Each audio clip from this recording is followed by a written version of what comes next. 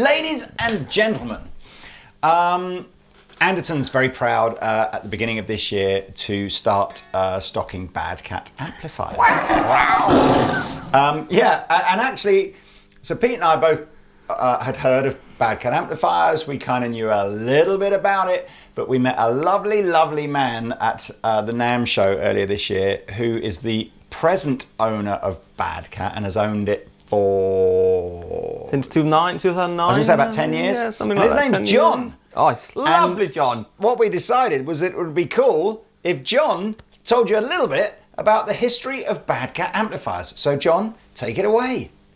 Bad Cat was started in 1999 when Matchless was temporarily closed. As you know, Matchless, the founders were Rick Parada, Chris Parada, and Mark Sampson. So Mark Sampson came over to Bad Cat with James Heydrich and essentially just sort of carried forward what they were doing at Matchless. In fact, many times Mark used to say that some of the innovations and changes he wanted to implement at Matchless, he later did those with the Bad Cat designs. And then I came into the picture sometime around 2009, 2010. We are currently in Costa Mesa, California, which is like the most beautiful place in the world. We have about 15 employees, so we're a fairly small outfit. I've taken on some new partners in the last year, which are just absolutely fantastic because now I can spend all my time down in the lab working on new designs and new products. And so I'm not having to worry about buying tubes or doing anything else except doing fun stuff like talking to you. So thank you, John. Thank you. That little explanation there. And honestly, I can tell you, we met John. Not only is he a thoroughly nice chap, he's a very good guitar player. Yeah. And a good owner, I think, for an amp brand because he has a pretty significant background in electrical kind of engineering. Yeah. And is a guitar player as well. So I think what he's done, or I get the impression that he's kind of taken this fabulous guitar design by Mark Sampson, or designs rather by Mark Sampson, and then used his and some of his friends' sort of electrical engineering kind of. How would I approach this if I wasn't a guitar amp player? Do you say that? And they've sort of just made some changes to the designs to bring you the current lineup. Yeah, and also that the design of the chassis and stuff. That now, if you look inside it, it'll accompany. You can see the boxes here the same. The wooden boxes are the same. So if you buy more of them, you can fit the same. Yeah, he bought different amps in same boxes, as it were. I think he bought that kind of commercial nous to the bit. So instead of having 6 different amplifiers that were in 6 different cabinets and 6 different chassis, he was kind of like, well, couldn't we just make the 6 different amps, but in the same chassis and the same cabinets, so that when I come to purchase them, instead of buying 10 at a time, I could buy 100 or 500 at a time. Yeah. So today we have got 3 amps from the Player Series. Yeah. Player Series is what Pete and I think will be the really popular stuff, and actually around the world I think generally is. Yeah, super competitively priced as well. Competitively. If you are one of those kind of amp purists who really goes, no, I still want an amp that is point-to-point hand-wired. And point-to-point is, when you open an amplifier, there's typically 3 different things you'll see. You'll see printed circuit boards. That's in most electronic products. And even printed circuit boards can be super cheap Chinese or very high quality, American made or whatever. Don't have to be.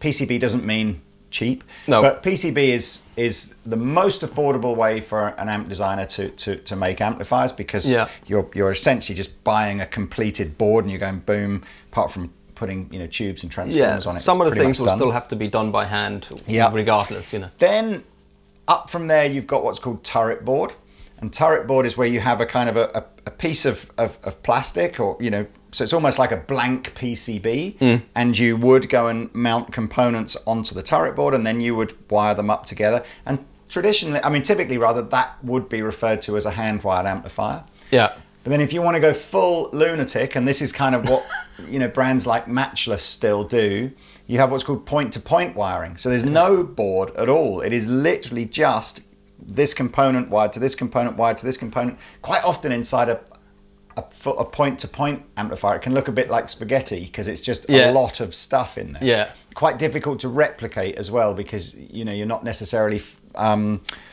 following a board layout like you would on turret board. Yeah. Anyway, I digress. The reason I said that is the range that sits above player series is true old-fashioned point-to-point hand-wired, a bit like its kind of matchless heritage, I suppose. Yeah. But the player series are PCB, still American made, still super high quality cabinets, speakers, etc. But instead of being 3,000 or 4,000 quid for an amplifier, these are in that sort of 1,000 to 1,500 quid all the combos. About 14.49 depending on. Yeah. I think the Hot Cat is the most expensive one in the range because it's a 2-channel amplifier. There's also Lynx, which we haven't got. Yeah.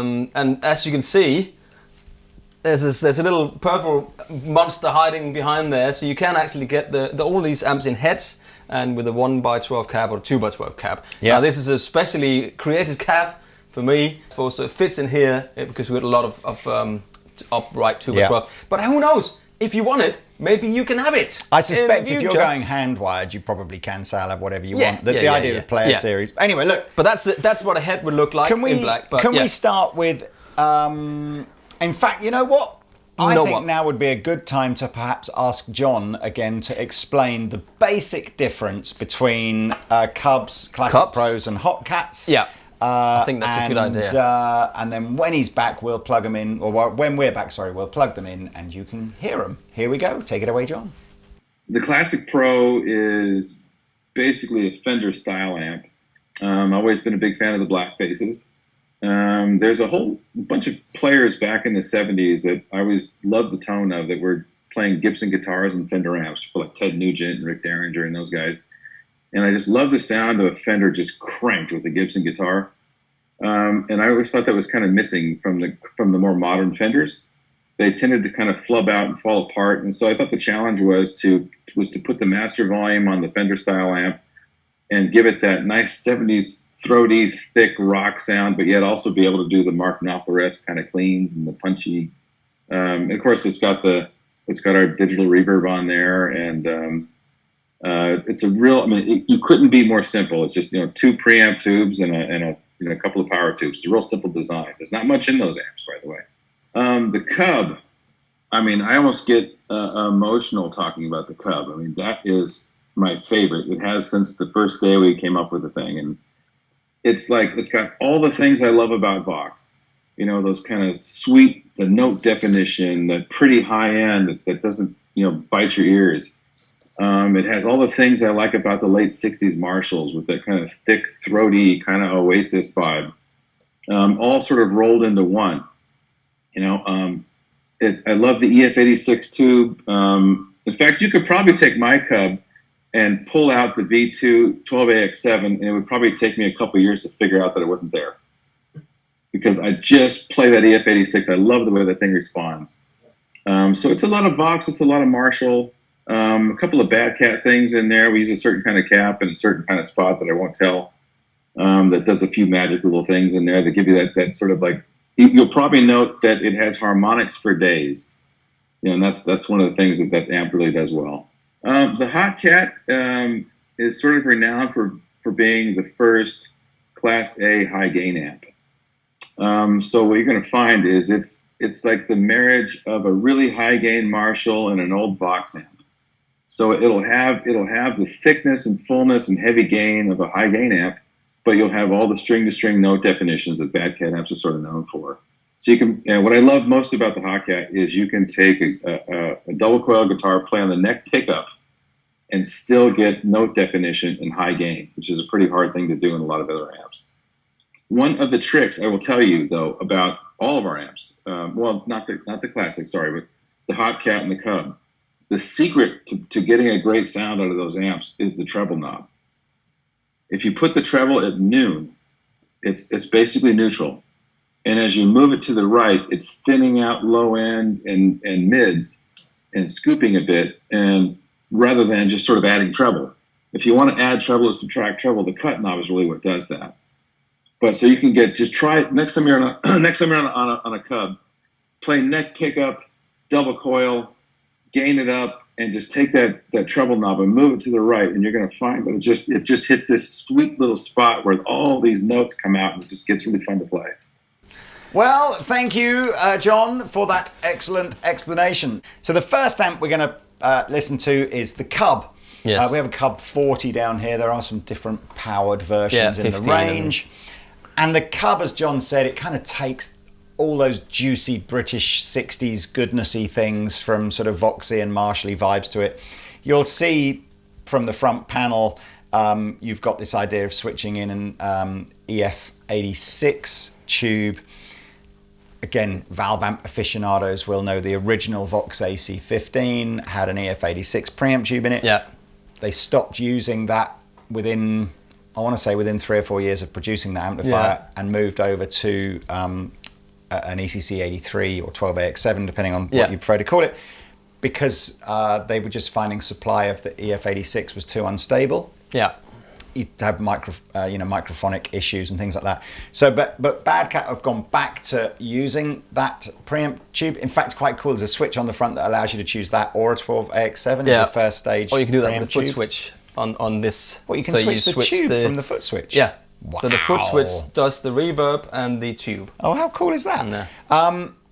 And we asked John, how do you get around this stability issue? And he was just saying it's just through testing. So they discard somewhere between 10 and 20% of all the tubes that they get for that as unsuitable. Yeah. And then the next grading is if the tube is the most stable, that'll go into a combo. Yeah. And then they'll get away with a slightly less stable one in a head, because there just aren't obviously the vibrations going on in a head that there would be in a combo. Yeah. But you get that, and then it's got a kind of more Marshally, sort of, traditional Marshally valves, EL34s in the power section. Yeah. But look, enough talky. Exactly. So we're going to get a close-up here of the layout on the front here. You can see there's an input in the volume, bass treble, reverb, which is actually a chip in there, which blows my mind, because it's awesome.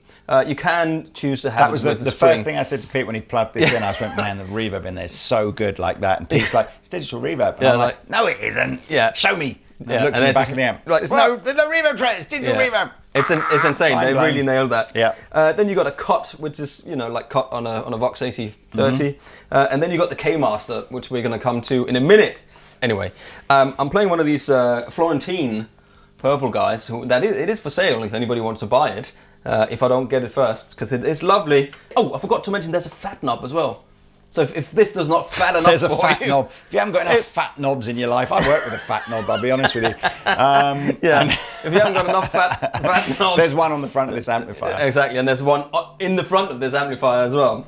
Here's a kind of clean tone.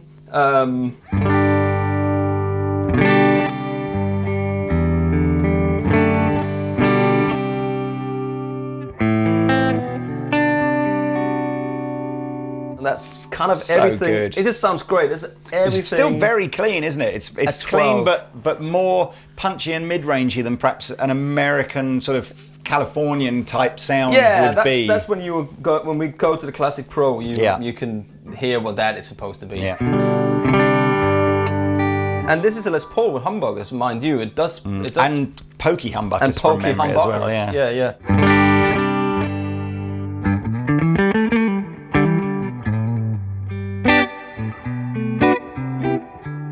I mean, that reverb is insane. Oh, man, that's on like so good. That's on, what is that? 9 o'clock? It is 9 o'clock. If you go 12 o'clock on the reverb.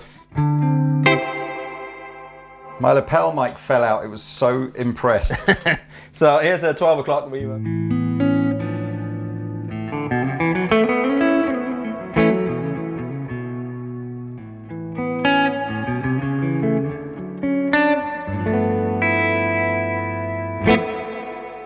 It's impressive, isn't it? So remind me to tell them about that purple Les Paul at the end of this video. Yes, anyway. Let's do that. So here's the. I'll do the bass first. Cut the bass off.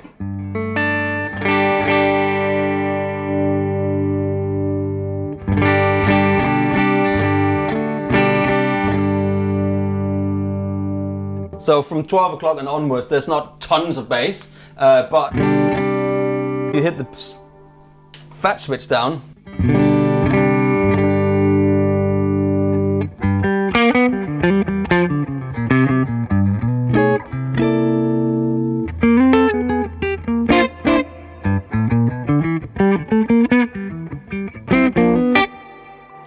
Oh, so that's and it's almost like gets louder. I don't understand how they do they get the loudness out of a 40 watt amp like this. It's like nothing else. It's not. You know what? As well, it's loud, but in an absolutely powerful way. Yeah, delicious. Not it's like a delicious way. Not like loud. Turn it down. Like loud. Oh, I like it. Yeah. So here's the treble, and John was explaining about the treble knob that on 12. And that the treble control is much more of an overall EQ control, so it will affect the mid range, it'll affect the treble, it'll affect the bass and everything. And actually, if you wanted a more traditional, can I just have less treble, please? You're better off using the cut control for that. So I think that's quite AC30th, though, isn't it? It is. That I think sort of vibe, is. You know? Yeah.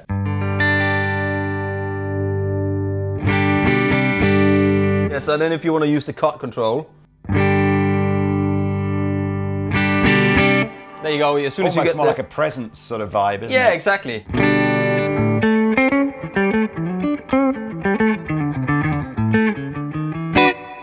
That sounds so good, man. And then it's weird as well, because I'm going to just say, as much as I hear loads of other guitar players getting great tones out of AC30s, I don't know that I've ever gone. I've quite liked it sometimes when I've used one and I've heard it back and I've heard it how it's recorded or maybe in a mix, but whenever I'm in the room with it, I'm always just like, I don't know that this is the best tone. It needs to be loud. Yeah. I used to play that 60. Sounds wicked, though. I had a 68 or 64 AC30 non-top boost, right? And that was my amp for ages. I mean, and it was to the degree that it was the whole chassis was doing this at the end, you know. But it fitted. It would fit in the back of my Fiat 127. Just in the boot there, and then the pedal board on top. It was completely effed up at the end, but that had something completely special about it, similar to this. So let's do the switch into the EF 86.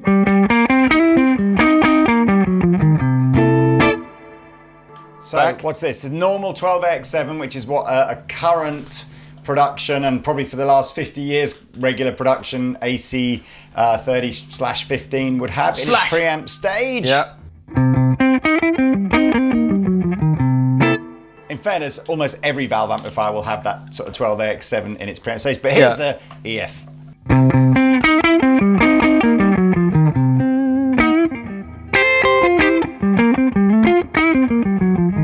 It's got that, it's more grunt to it, doesn't it?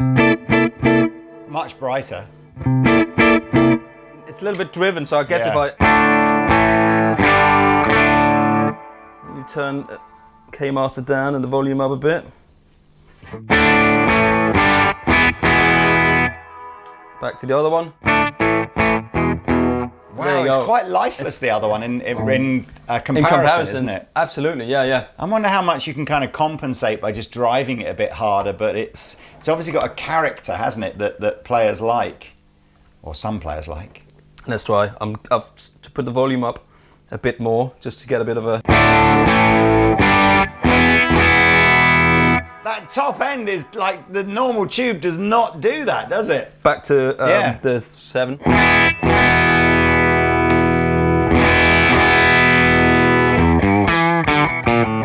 Slam it with the Dane. Oh.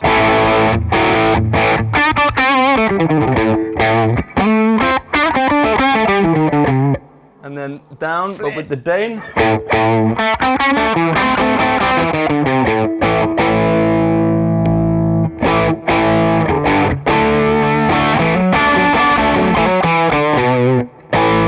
Now, remind me again, Pete.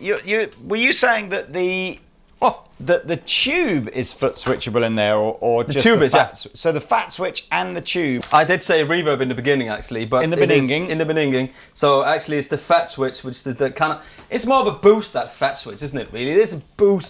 So now we've got a slightly dirtier tone on the guitar. Let's see how might you use that combination of the EF86 switch and the fat switch to make it almost like a channel switching kind of amp, you know?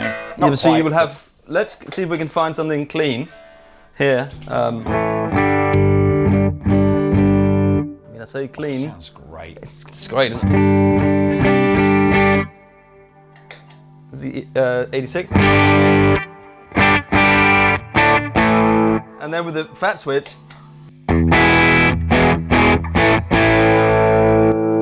it out.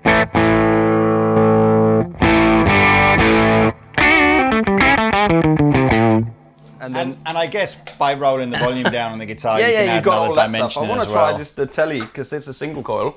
See what it says to me. I think John was saying that the owner saying he gigs with the Cub, and it's just permanently EF86 all the time. Yeah. It's just, you know, very old school, but.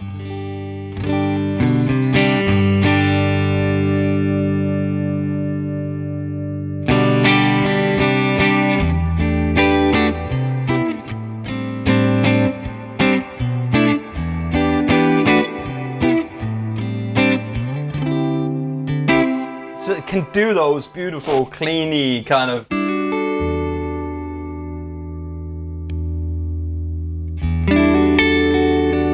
It's just so nice and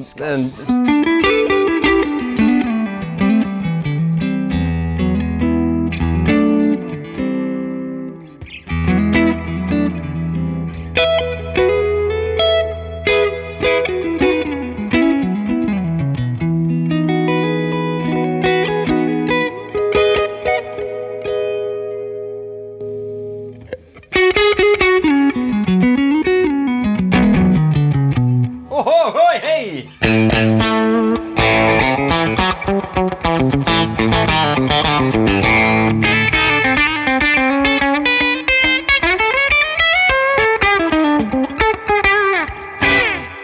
Now, It's got it all. It's got This- the jangles. It's got the. I think I said in the beginning the reverb was here. I apologise for that. this brings me on to something I'm thinking about with the Bad Cat thing. Wow. I think these are legit quality gigging. Like, it's like rock and roll band, turn up, plonk it down. Don't worry about it. It says it's 40 watts on the thing. It's like, it's got tons. Plenty of headroom. The question is, though, how quiet will it go and still sound good? Because it's almost like, I think that's more of a concern for me at the moment about, are we really just saying to gigging guitar players, this is a killer amp to buy? Or are we saying to maybe studio or even home use players? And that's where the K-Master volume control up the sleeve comes in, trick. Which was a feature that John added to the Bad Cat line after he bought it. Yeah. And before we just see how it sounds, why don't we ask John to explain the K-Master? Totally forgot to ask him why he called it K-Master as well. What's the K for? But anyway, here's John telling you about the K-Master Master Volume knob. Okay, the K-Master is an amazing device. It's essentially, at its basic core, it's an active post-phase inverter master volume. It was discovered and invented by a 75-year-old aerospace engineer that had never worked on a guitar amp in his life. I showed him some old Marshalls and some old Fenders, and I said, I want to get it to the point where it's getting the power tube distortion, right? Because everybody wants that coveted power tube distortion. And so he took it on his bench and did a bunch of experiments on it and found out that the old Marshalls and the old Fenders, the power tubes weren't distorting at all. It was the phase inverter that was distorting. And all that sweet sound I was craving was coming from the phase inverter. So he said to me simply, he said, John, why do you want to put a potentiometer to reduce the gain right in front of the one tube you're trying to gain up? So put it post-phase inverter. And I said, well, a lot of guys have done that, but there's always issues with impedances and matching. And so he said, oh, I can solve that. And that's when he came up with this K-Master circuit. As soon as we put it in the first amp, I played it. And another friend of mine played it, this is the kind of guy that does not believe a nice amp was invented after 1972, one of those kind of guys. He played it, and he looked at me like just white as a sheet, and he said, this works. And so my second call was to my patent attorney, and we had it patented. And how it works essentially is, what's interesting about it, Lee, I have and I've done a horrible job of explaining, right, is that assuming that the preamp's in a reasonable position, When the K-Master is at about 2 o'clock, that is essentially almost like a traditional master volume being wide open and out of the circuit. So the K-Master is able to produce more voltage to the power tubes than a traditional master volume with the preamp wide open, if that makes any sense. So people always say to me, well, I dime the master and I can't get a clean sound. Yes, because you're distorting the power tubes. It's because it's an active circuit, right? And what's so fun about it is that it sounds like a non-master volume amplifier. You know, when as you'll find, you turn it down and it doesn't change because the sound we're all looking for is the sound of that phase inverter getting pummeled by the preamp section. If that makes sense. Well, there you go. It's really interesting, isn't it? Yes. That is really interesting. In Denmark, there's a salad. You know, you put this is like a salad, so you can have, and it's called K-salad. Ah, so maybe that's where they got it from. Maybe it's the same thing. So let's test. So what John was basically saying there was the K-Master at 2 o'clock. It's kind of like there's loud. like no master. So we've sort of like turned the master volume off. So that's when you use the volume. That would be like a proper old AC or Marshall JTM or something with no master volume. So good. And if you want it to distort, you just turn up the.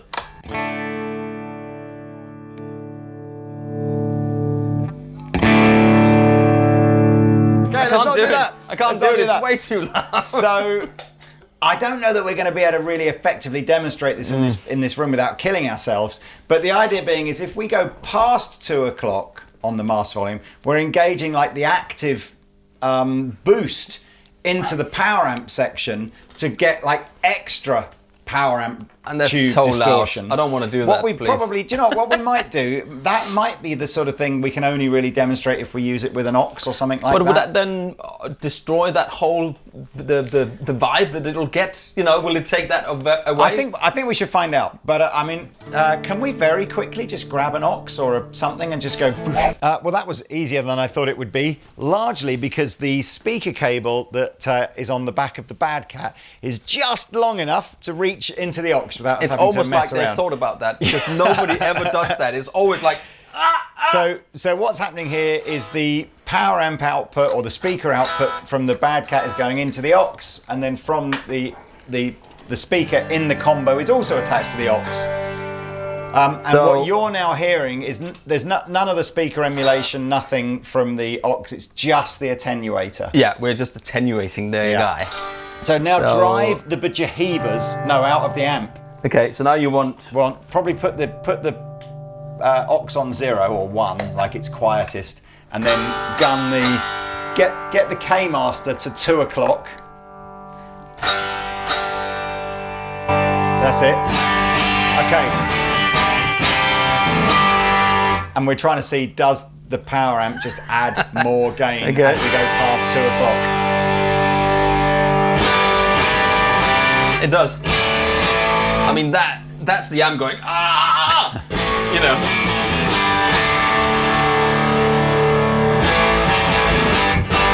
Oh, what? Can you hear the thump? That's so fat. The thump in it.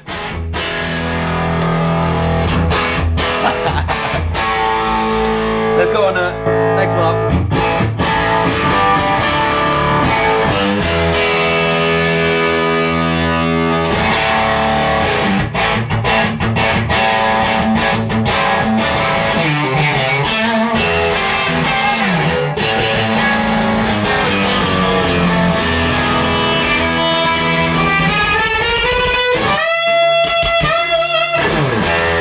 I mean, I want to feel like screaming. An amp is like a living beast, and I want to. Some of the components inside are just going, yeah, and other components are going, no.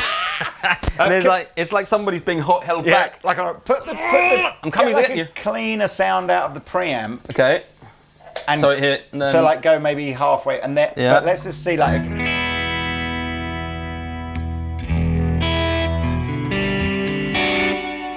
That distortion you're hearing now should be the tube, the power tube.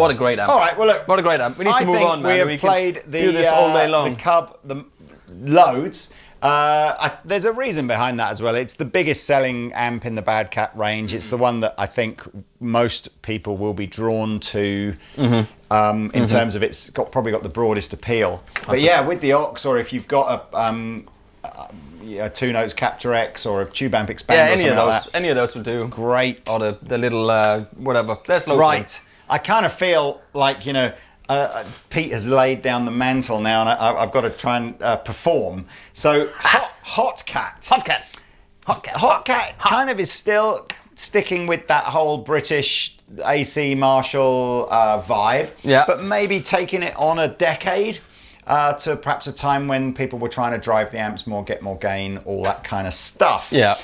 It's properly channel switchable, so we have a green channel and a red channel, the green channel being the cleaner of the two. Each channel has its own independent K-master volume and its own independent reverb control. Yeah. And that reminds me much more of a matchless. Does it? Yeah, because that's the one that Paul Davis has. He's got that with the 2-channel and looks very much like that. So, here we go.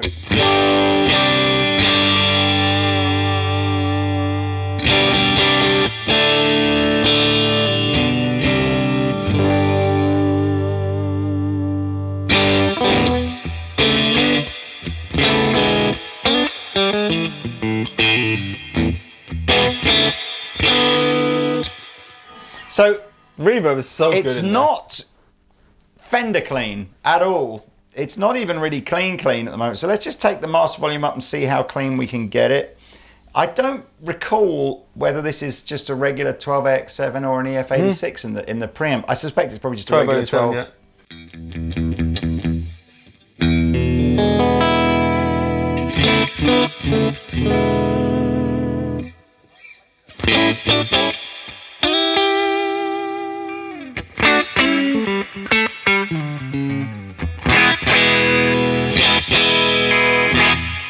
It's bright. It's bright, and it's easy to put too much reverb on, I think.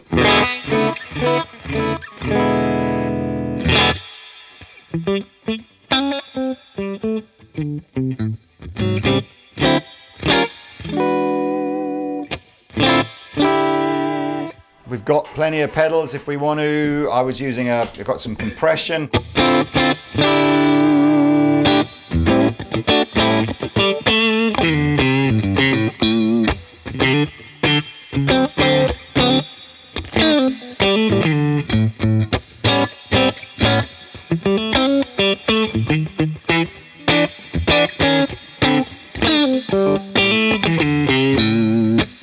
Sounds fat. You can put some light sort of drive over the top of it.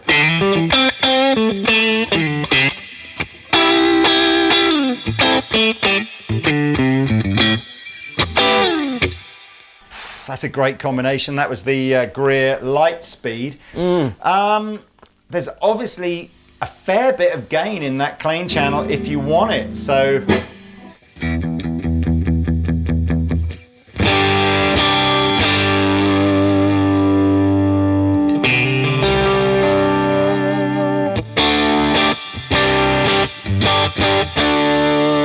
it's a rock and roll kind of combo.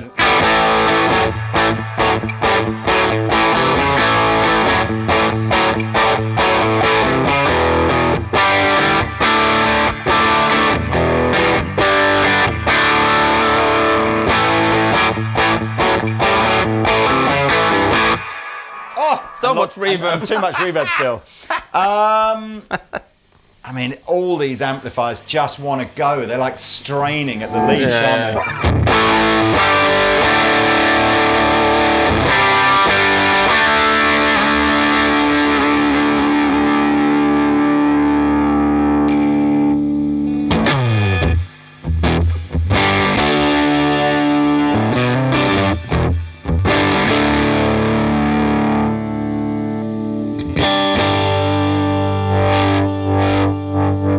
Still channel 1 there.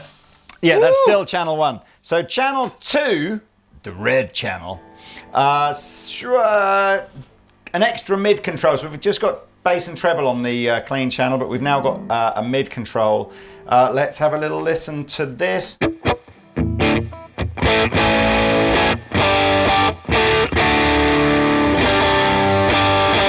Much more throaty kind of a gain sound.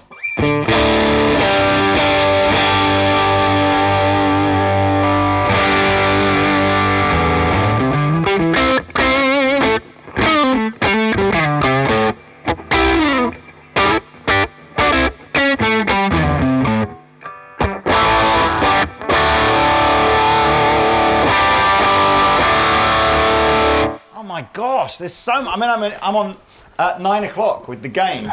There's so much gain, and again, all my body wants to do is go, can I play it a bit louder, please? It's just like...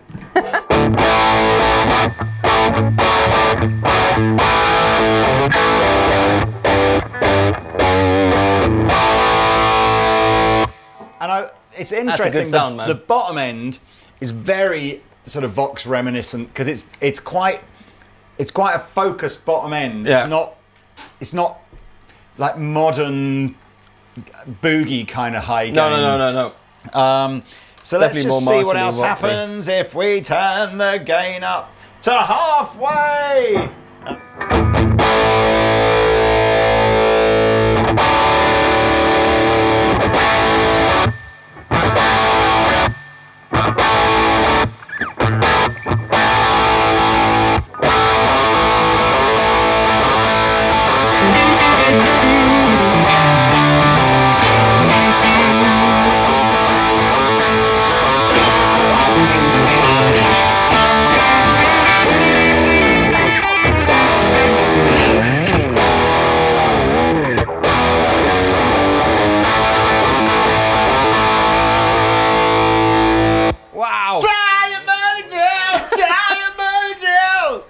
Anyway, definitely something like this that. definitely can't do that. Crikey! Wow. I don't even want it. I mean, it's potentially too much gain beyond that. I mean, it's like. I think the fun. And a lot of.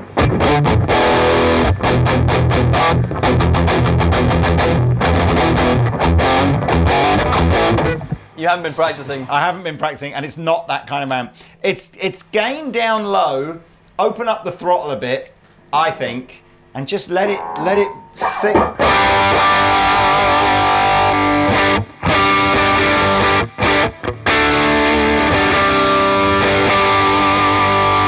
I mean, that was. I didn't even go near a pedal. I have got the very thing which is like the sort of the snake oil quasi tube screamery thing. So it just tightens and boosts volume. But I had a good sound out of that earlier as well.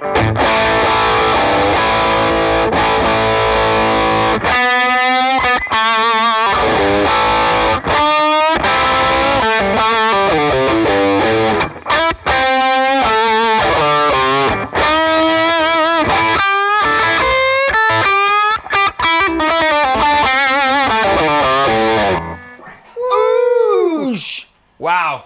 So lots of similarities to the Cub in the sense of, again, K-Master is the same basic idea.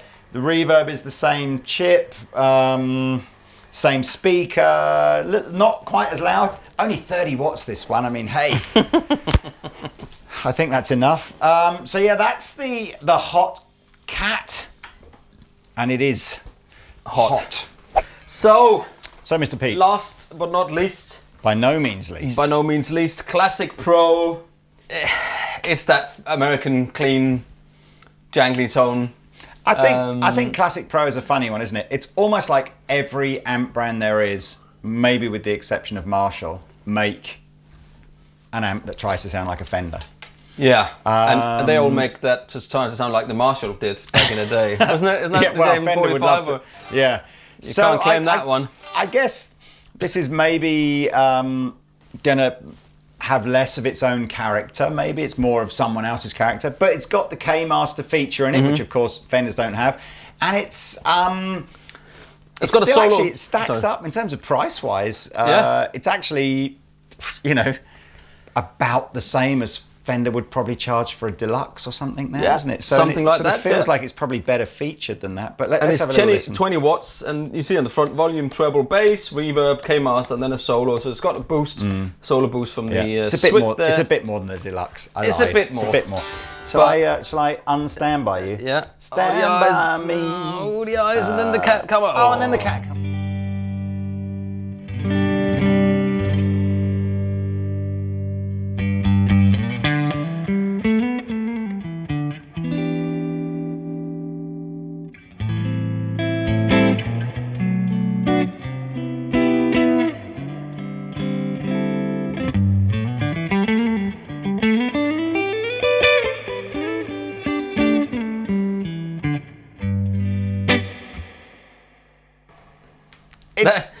Everything 12 o'clock there.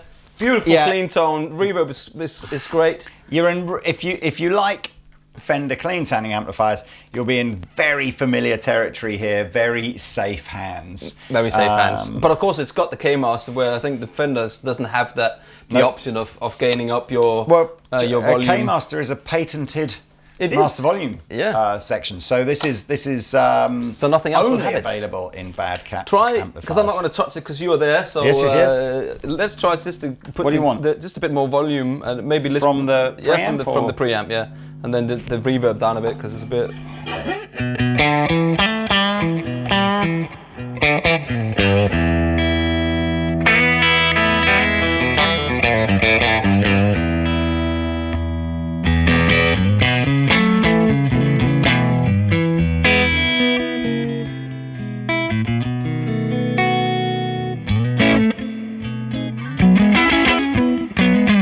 Got that bite. That's nice. It's got that bite. It's not too spiky, is it? Like No. some Fenders are. It's got that.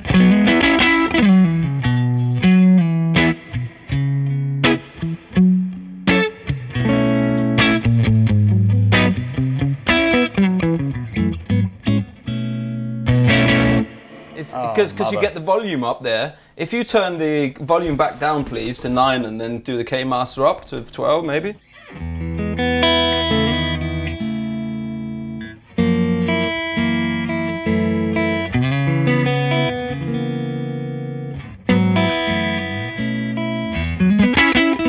It's much cleaner now, isn't Much it? cleaner. It's just lovely.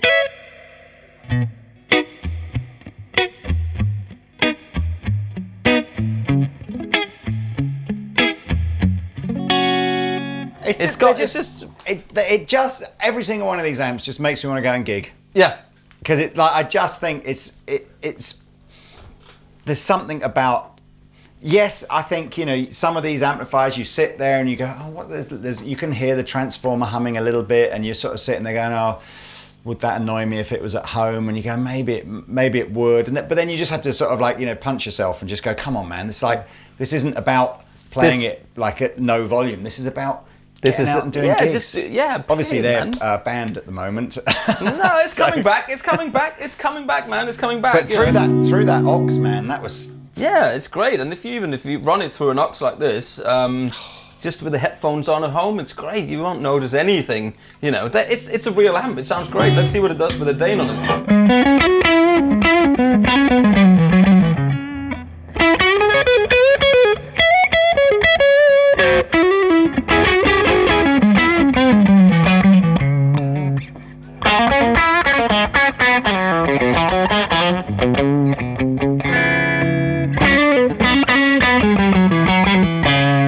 I really like that amp as well. I'm gonna like tell you one more Bad Cat story. If you look in the back of the amplifiers, all the amps have a Bad Cat speaker in them. It's made by Celestion, and I asked John. I said, so what's the Bad Cat? What do you do with Celestion? And he said, it's pretty simple actually. We just get Celestion to de-dope the speakers, and that's what we do. And I'm just like, what's de-dope mean? De-doping. I never heard it. He said, well, they're a vintage. It's a standard Celestion Vintage 30. Yeah. And if you look on a standard Celestion Vintage 30, there is about an inch of kind of black rubber paint or something round the outside of the cone. And he said, we rub that off with some acetone. Did Celestion take that off for them? Well, Celestion do it for them, yeah. And that's all it is. And he just said it just changes the characteristic of the Vintage 30 a little bit. Yeah. He was even saying, and hey, let me just disclaimer, if you decide to go and do this and ruin your speaker, blame John. It's entirely yours. Is that you can apparently just do that if you have a Vintage 30. And they used to do it back in the day to get that more top end and bottom end from that speaker. So it just changes, it gives the speaker a bit more sizzle. So you could, but that's what's in these. So it's like a sort of a customized Celestion V30. Effects loop as well. For those of you who need an effects loop. Yep. Well, look, so that's a little taster. And foot switches as well. Yep, don't forget, if you like the look of any of these, they'll come in heads and combos, maybe slightly quieter, lower powered versions, as well as the ones that we've got. And if you're really looking to treat yourself and you're that sort of, connoisseur of guitar amplifiers, you can have these in point-to-point, hand-wired if you want. And probably even different colours, I would imagine. Maybe, and then once you're into the hand-wired ones, you can choose whether you want them to use their digital reverb in the amplifier or put a traditional spring reverb tray in. It's entirely up to you. Yeah. Awesome. Golly gosh. And I promise I'd tell you about the guitars before we go. So, this is my Grey Guitars Emperor. This is almost an early prototype of what you will see on the website now with a Grey Guitars Emperor. They're a lot more blingy nowadays than they were when we made this out of, interestingly, my old fireplace this was made from. Anyway, video on the channel about that. What have you got there, Pete? This is the Britt Daniel signature thin line Telecaster. American made, all nitro, neck, nitro, cellular, everywhere.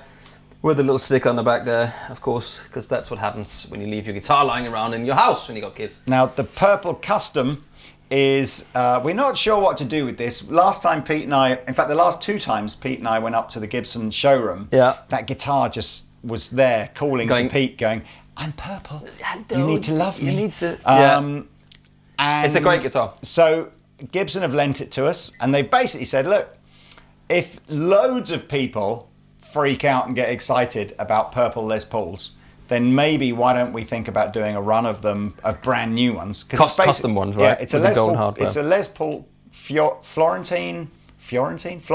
Yeah, something like pizza. Custom. So it's a Les Paul Custom, a hollow body Les Paul Custom. So all the usual Les Paul Custom features in terms of the gold harbor and the ebony fretboard and the block inlays and everything like that. But it's a custom color.